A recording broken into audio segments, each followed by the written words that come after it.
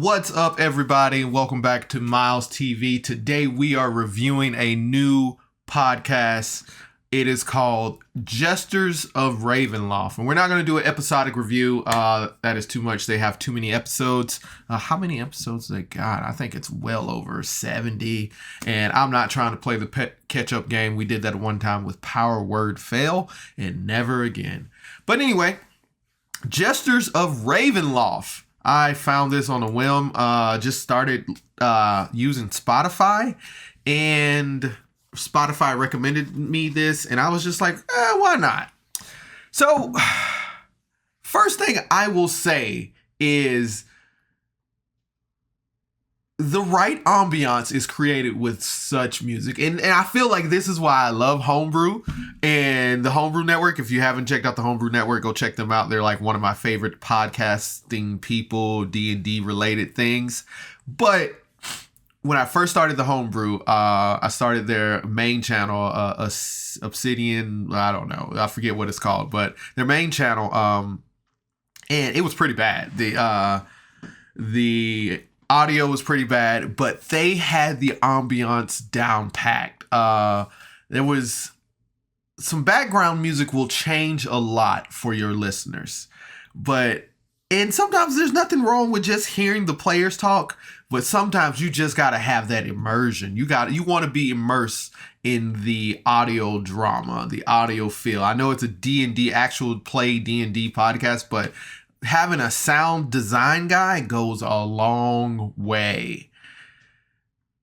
And if you're looking Jesters of Ravenloft, I don't know. They might have a sound guy by now, but I've been known to edit some things. Anyway, but yeah, Jesters of Ravenloft. It is a cool concept. It reminds me a lot of Dungeons and Daddies, if you've ever listened to that. So I got a couple of people to listen to this, and I listened to it myself. We'll get into my scoring of this in a minute. But the concept of this is that this DM got a group of his friends together, didn't tell them anything what was going on. I don't even know if they thought they were playing D&D or something like that. But they decided to, I don't think they knew they were playing D&D. They decided to do an improv thing. It was 4 people. So you have Adam, Tyler, Guy, and Dale. They get invited to do this improv thing, and they had to come up with all this improv thing, and the improv name of the group was Wet Change. And Dale is the manager of Wet Change. They were doing this improv act, and they got teleported to fantasy realm, Ravenloft, D&D world, whatever you want to call it. They got Icicide. So I love D&D, but why can't we just tell a story?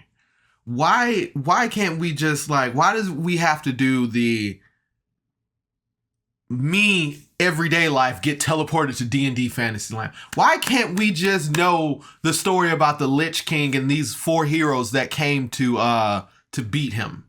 Why does it always have to be like, what if I was in that world? Yeah. And then I love a good comedy thing. I like comedy. Comedy is, I listen to a lot of comedy-based stuff. But what's wrong with just doing a campaign and having it be funny at the moments that it is funny? Like when you're trying to push that comedy, it just, and I listen to a lot of Homebrew, so I'm going to be jumping back and forth with those as an example. Like Mythcraft. I love Tanner. Tanner's naturally funny. I love Tanner. Every time he talks, it's funny. He doesn't force it. He doesn't push it. He can be serious, but Tanner is just naturally funny. If you don't know who Tanner is, go listen to Mythcraft, the podcast. But my thing is, when you push in the comedy, it's not really, it's hit or miss sometimes. But when it flows naturally, when you have that serious campaign and those funny moments, it's great. So Jesters of Ravenloft, these improv comedians get teleported to D&D world.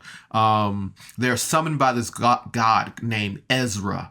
Ezra is looking for a champion to to I forgot what they was to do, but Ezra summoned them. He has the ability to summon people from the normal world into their world. Now, the DM, make sure I say his name right. I think it's like Ryan or something. The DM Ryan. This DM is real good. He does so many good voices that I thought like he had so many guest star characters, but he does really good voices. I don't know how familiar he is with D&D because sometimes he looks up a lot of common stuff. But he's quick on his feet.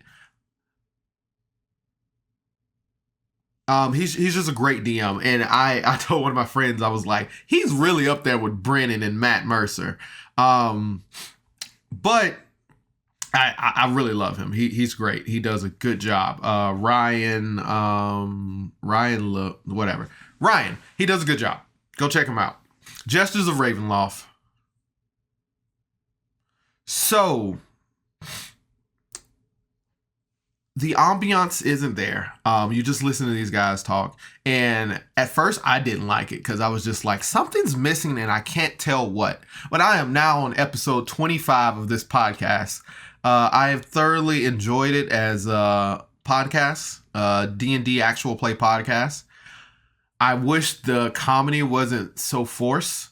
I think they play weekly on Twitch, and this is a cool thing. So in session 0 or the early, they have this thing where they called where they roll like something magical will happen. God, I forgot what it's called. I just had it. But it's like a spooky failure or something success. A successful whatever. But they roll a d6. Anywhere from a 1 to 3, something terrible happens. Anywhere from a 4 to 6, something amazing happens. And I think if you listen to their Twitch chat, if you like support them or something, you get to like call out these moments. Because they'll be talking about chat is doing this and chat's doing that. And then all of a sudden they have to roll for a fearful failure. I can't even say it. Fearful failure or a spooky success. That's what it is. So they'll just randomly be like, oh, it's time for a roll. Or they'll just be doing a random like check on the roll. And then they'll be like, oh no, chat. And then they'll have to roll. And I really like that idea of like having your audience participate in what's going on. That's an awesome idea for me. So off the gate, I love Dale. Dale's amazing. Dale is amazing. I love her. Dale makes you feel like everybody else is being mean to her and she's an innocent being. And I'm just real concerned about Dale. So immediately shenanigans start. These people, Tyler, I'm not really good with the names yet. But I know Adam. Adam gets a symbiote, and Ryan, the DM does such a good job with the symbiote. He actually does a really good symbiote Venom voice, and it plays out so well. Guy dies in like episode 5, and they just wanted, spoiler alert, Guy dies in like episode 5, and they wanted to bring him back, and they kept trying to bring him back, and they didn't want him to die. So the DM was kind of just like, he's dead. But eventually, I guess they wore him down, and then he found a way to bring him back. He brought him back, and he has like, he was like, something of him is going to be missing. And they were like, his hands and his feet. So he has spectral necrotic hands and feet, and he has no memory of his life. And he gets portions of his life through pop culture references. So it's like an episode of Family Guy where Peter just does flashbacks. Adam, Guy, and Tyler. Tyler, is the only one who can talk to the god that summoned them to this world, Ezra. And I'm starting to believe that Ezra is evil, because every time Ezra's like, hey, you do something for me, I'll send you back home. Every time they do something, Ezra's like, there's another thing I need you to do. And Tyler's like, okay, what else?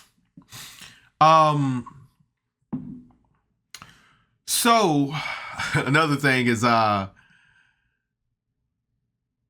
Ezra keeps pulling people from our world, and I forgot who the first one. It sounded like Arnold Schwarzenegger, but it was some kind of movie director. Then Paul Rudd came in after that, and it was just like, okay. And this DM's so good at doing voices and accents and like personalities that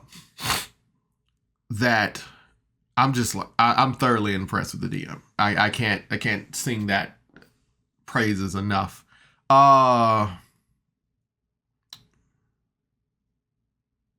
yeah, I mean that's all without majorly spoiling it. Adam is quote unquote, he's that trouble player that you like, man, I gotta watch out for, and Ryan does a good job of handling him. He gets a symbiote that has to kill people, and they just keep overlooking this guy just eating people's brains and everything. So it's real funny in that sense. But that's what it was. They brought in a guest character at one point. Her name was Kat. And I believe Kat didn't know anything about D&D, because every time she talked, I was like, okay, we're going that way. But it was fun. He the DM would ask her something or be like, how do you do that? And she would go into this long exposition of something. And I was like, he expeditiously killed her off as soon as possible, because I felt like they regretted bringing her on. I mean, Kat's awesome. I feel like Kat is a brilliant theater person, but not the greatest D&D person, which, I mean, D&D can be taught to anybody. Anyway, Jesters of Ravenloft, that is enough rambling. Have you watched Jesters of Ravenloft? I am 25 episodes in. Tell me what you guys think. I will continue. Do they get ambience? We'll figure out. I want to skip to the last episode to see if they ever got like some ambient music or some sound effects or something. But so far I'm liking it. I feel like I have to score it 2 places. It is definitely a 4 starting out. It was a rough start for Jesters of Ravenloft, and I told people like, hey, get through 4 episodes, 5 episodes, we'll see where it's at. But afterwards, it's a solid 8 out of 10 for me. I'm thoroughly looking forward to listening to the next episode every time I do listen to it. So let me know what you think. But as always, thanks for tuning in to Miles TV, and we'll catch you next time. Bye.